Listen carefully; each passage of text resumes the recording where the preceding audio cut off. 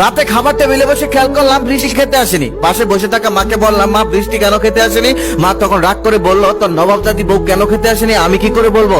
মা আরো বলতে লাগলো, তোর খালাতো বোনের বিয়ে হয়েছে 2 বছর আগে, 2 বছরের মধ্যে তার ফুটফুটে একটা সন্তান হয়ে গেছে, আর তুই ভালোবেসে একটা মেয়েকে বিয়ে করে আনলি, 4 বছর হয়ে গেল, 4 বছরেও সে তোকে একটা সন্তান দিতে পারলো না। মায়ের মুখে এমন কথা শুনে আমি রাগ করে খাবার থালা রেখে সেখান থেকে চলে গেলাম। মা তখন বলতেছে, তোর বউয়ের কথা কিছু বললেই তুই রেগে যাস, আসলে ভালোবেসে বিয়ে করে তুই বউয়ের গোলাম হয়ে গেছিস, আমার কষ্ট তুই কি করে বুঝবি? আমার বয়স হয়েছে, আমার কি ইচ্ছে করে না একটা নাতি নাতনির মুখ দেখতে? আমি তখন সেখান থেকে রুমে চলে গেলাম। রুমে গিয়ে দেখলাম বৃষ্টি বিছানার এক কোনায় শুয়ে আছে, আমিও বিছানার এক সাইডে গিয়ে শুয়ে পড়লাম। তারপর বৃষ্টি আমাকে জড়িয়ে ধরে বলতেছে, দেখো আমাদের 4 বছর হয়ে গেল, সন্তানাদি কিছুই হচ্ছে না, চলো না একবার ডক্টরের কাছে যাই, দেখি ডক্টর কি বলে। আমি রাগ করে তাকে সরিয়ে দিয়ে বললাম, ডক্টরের কাছে গিয়ে আমি কি বলবো? আমি ডক্টরের কাছে গিয়ে এইসব কথা বলতে পারবো না। আর তুমি কি জানো ডক্টর কিরকম নোংরা নোংরা প্রশ্ন করে? বৃষ্টি তখন বলতেছে, তুমি এই যুগে এসেও এটা কেমন কথা বললে? এই যুগে এমন কথা মানায় না, প্রবলেম হলে তো বলতেই হবে, না হলে তো সমাধান হবে না। আমি তখন বৃষ্টির উপর রেগে গিয়ে বললাম, তুমি কেমন মেয়ে? 4 বছর হয়ে গেল, 4 বছরের মধ্যে তুমি আমাকে একটা সন্তানও দিতে পারলে না।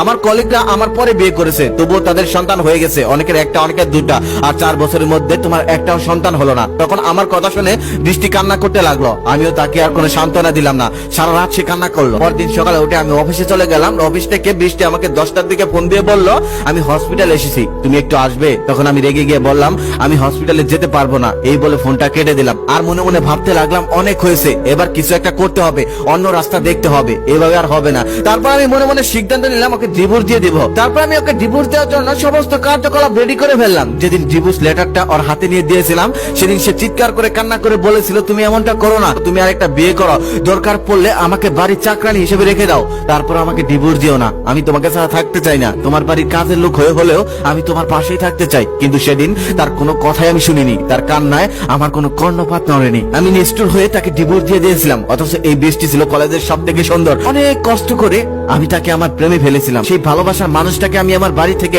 ডিভোর্স দিয়ে তাড়িয়ে দিলাম। একটু আমার কষ্ট হয়নি সেদিন। এভাবে 6 বছর কেটে গেল। 6 বছর পর একদিন আমি একটি শিশু পার্কে গিয়ে বসে বসে বাচ্চাদের খেলাধুলা দেখছিলাম। ঠিক সেই সময় দেখলাম একটা মেয়ে আসতেছে, নীল শাড়ি পরা। সে আমার কাছে আসতে আমি বুঝতে পারলাম এটা সেই মেয়েটা বৃষ্টি, যাকে আমি খুব ভালোবেসে বিয়ে করেছিলাম। আবার একটা মাত্র সন্তানের জন্য তাকে আমি বাড়ি থেকে অপমান করে তাড়িয়ে দিয়েছিলাম। সে আমার পাশে এসে আমার পাশে সিটে বসার অনুমতি চাইলো, আমি মাথা নাড়িয়ে অনুমতি দিলাম। তারপর সে বসে কিছুক্ষণ পর বলতেছে, এমন হয়ে গেছো কেন? চুলগুলো এলোমেলো কেন?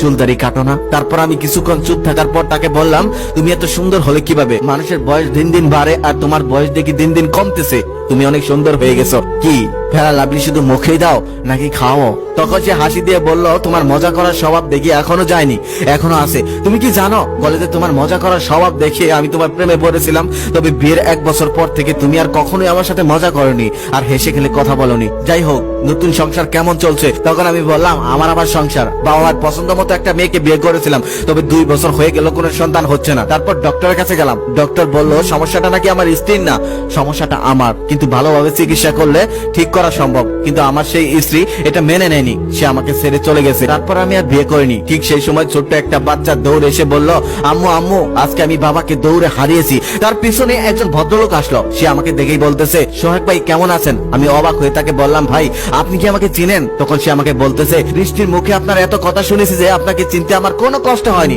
প্রথমবারই বুঝে গিয়েছি আপনি সোহাগ, আমি 100% শিওর। আর আপনাকে অসংখ্য ধন্যবাদ, সেদিন আপনি বৃষ্টিকে ডিভোর্স দিয়েছিলেন বলে। আপনি যদি বৃষ্টিকে ডিভোর্স না দিতেন তাহলে আমি বৃষ্টিকে জীবনে বউ হিসেবে পেতাম না।